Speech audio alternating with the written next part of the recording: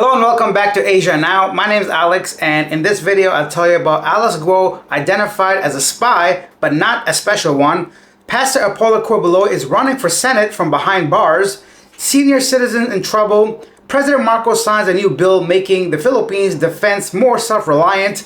Plus much more, beginning with our peso to USD exchange rate. Right now $1 is 56.7, so that dollar getting close to 57 pesos, coming on strong since yesterday. Let's jump straight into our main story. But if you're new to the channel, take a second out of your day, hit that subscribe button, hit that like button. Here's our top story. A recent documentary by Al Jazeera reveals that former Banban Tarlac Mayor Alice Guo, also known as Guo Huaping, has been identified as a spy by a self-confessed Chinese spy, Xie Zhejing. However, Wang Fugui, Xi's friend and cellmate, claims that while Guo is a spy, she is not a special one. Guo's campaign for mayor may have been funded by Chinese state security, and her fake Filipino identity is described as a vulnerability. Wang also mentioned connection between Chinese state security operations, the Belt and Road Initiative, and the United Front, China's global intelligence strategy. And so the plot thickens. Alice Guo faced Senate once again to answer some questions. This time senators really focused on her allegation of her being a spy, especially through Al Jazeera's documentary with a self-proclaimed spy themselves. So let's see what happens. Leave your comments down below. What do you think? Do you believe the cellmate that she's a spy and she himself? Or do you think that Alice Guo may be Chinese but not a spy? Or you think she's a Filipino altogether? I'd love to hear from you. Let's go into our next story. Staying with politicians and criminals, Pastor Quiboloy running for senator. The self-appointed son of God and FBI most wanted Pastor Apollo Quiboloy will run for senator.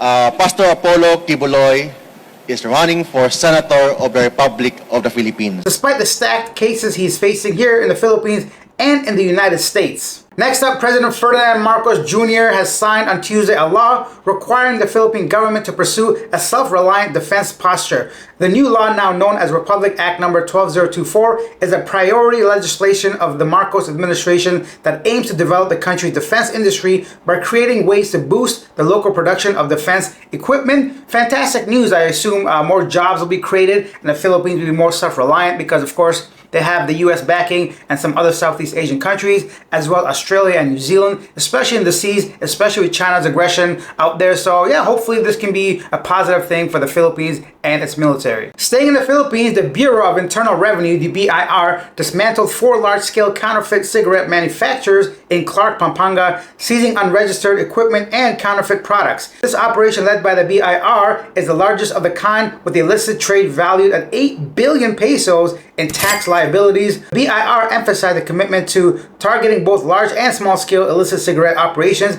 and supporting President Bongbong Marcos' call to end the illegal tobacco trade. The manufacturers are now facing charges for violating the Internal Revenue Code. Once again, seems like the Philippines is really stepping up the game when it comes to catching some criminals.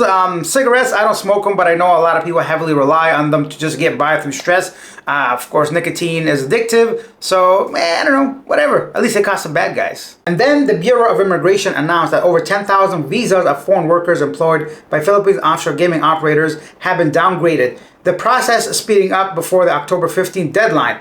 This is a significant rise from the 5,955 visas downgraded by late September. The downgrade process is part of President's directive to ban POGOs due to illegal activities linked to these operations, including a whole bunch of crimes I'm not going to talk about, and POGO workers who fail to leave the country within 60 days after their visas are downgraded will face deportation.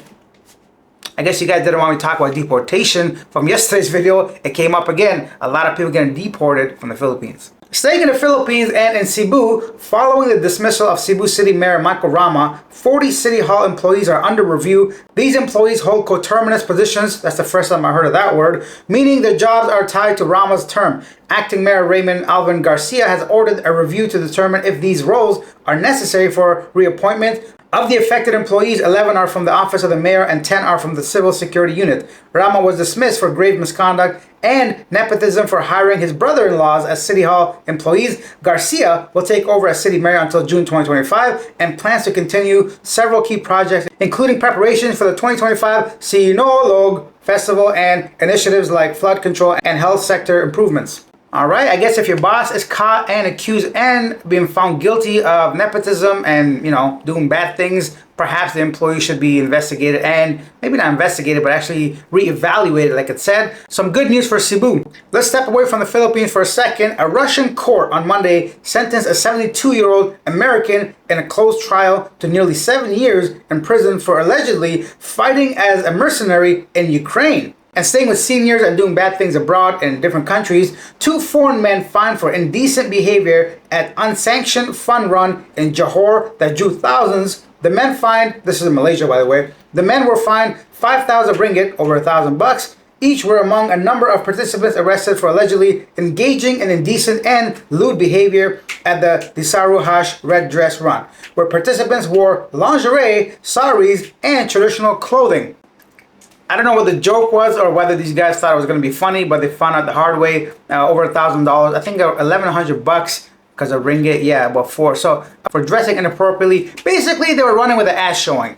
And another story I want to talk about a little bit closer to home. Hurricane Milton has rapidly strengthened into a Category 5 hurricane as Florida gears up for what could be its biggest evacuation in 7 years. The major hurricane is moving over the Gulf of Mexico and headed towards population centers including Tampa and Orlando. The National Hurricane Center in Miami said Monday that Milton has maximum sustained winds of 150 miles per hour and that dangerous storm surge is possible in Florida. Milton could make landfall Wednesday in the Tampa Bay area and remain a hurricane as it moves across central Florida to the Atlantic Ocean. Now, I read that story because it seems to me lately there's a lot of flooding going on around the world and droughts. It's kind of weird, different parts of the world. Every time I look anywhere on social media, some people are suffering from flood, some people from drought. Somebody said that 2023 was like the biggest year for droughts. Either way, it seems like natural disasters are happening all across the world. Even myself, really, really close to me, like 5 kilometers or less, 3 kilometers.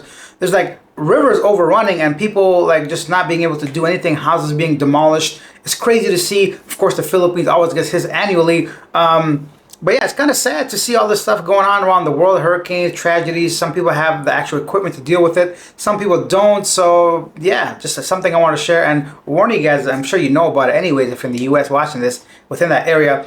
If you guys have been through any kind of natural disaster, feel free to share your stories. I know it's something that, personally, I think I'd want to share with somebody. It is a tragedy and pretty scary depending on what you went through. Now let's go ahead and take a look at our segment called Yesterday Today, where I read some of the most popular comments regarding yesterday's video. Before we start, I just want to kind of point something out. Yesterday, that video I made, once again, not to like pat myself on the shoulder or back or whatever, it took me a long time to put together. And I got hit with that yellow YouTube sticker, which means the channel makes, or that video makes no money at all. Which, okay, whatever. I'll just take one on the chin, I guess. But the thing that pisses me off is YouTube doesn't tell you what the problem is. So I have to go through that video and try to guess what the issue is and which community guidelines I'm violating. So I wish they could just tell you so I could stop talking about certain stories. But the thing is, I blurred out everything that I thought would be against the policy. There wasn't any story that was particularly violent or weird. So if you guys watched that video yesterday, maybe you could tell me what do you think is the YouTube community guidelines that I broke in order not to get monetized for that video. I just want to know, like, I don't know, is it an obvious thing? Because we mainly talked about deportation. Some people, I don't know. Either way, let's go on to, I want to share that with you guys because I want some feedback regarding that video specifically and why it kind of broke the guidelines apparently. Anyhow, let's go on to our top comments from yesterday's video. David says, America giving the Philippines $500 million to help support Philippines military. That is great. Helping the Philippines with 485 million people for education in the Philippines is wonderful. Americans do not like that we spent currency $240 billion on Ukraine and nothing has been achieved or solved. I don't want to talk about specifically about that stuff because I don't know where my views lay. I just think America, pretty much any country that has this military complex, whatever, industrial complex, basically it's about money, right? Profits. The longer the war goes on, the more money is there to be made, the more manufacturing, the more materials, raw stuff, the more sales to be made, and it's all like privatized basically, right? So it's kind of difficult to fully understand like the scale of money that is involved in wars. And I think not just with the Ukraine, what's happening in Israel and Gaza, anywhere in the world where the US or any country is selling military equipment to another country would probably want that to be prolonged because you just make money. It's just sad that regular local civilians have to suffer most of the time. Griffin says, as an American, I would rather give money towards education than weapons for wars. Thanks for giving us the news each day. Have a good day. Thank you so much, Griffin, and David as well. I'm glad I'm not the only one that thinks that way. I think most people, the public, would rather not have war. Obviously, I think that's like a given, right? It doesn't even matter whose side you're on. You just don't want innocent people to be suffering from these wars. Anyways, I'm gonna leave it at that because the topic can become really, geared toward darkness. I'm gonna go ahead and enjoy this bad boy right here. If you've never been to Southeast Asia, this here is a milk tea with tapioca, little balls, or you can put grass jelly, whatever. And this has become my addiction basically. And I should really stop drinking this. But now at least I get it with no sugar. Anyhow, leave your thoughts down below. Like this video, subscribe if you're new. I think I'll see you guys next time. Bye.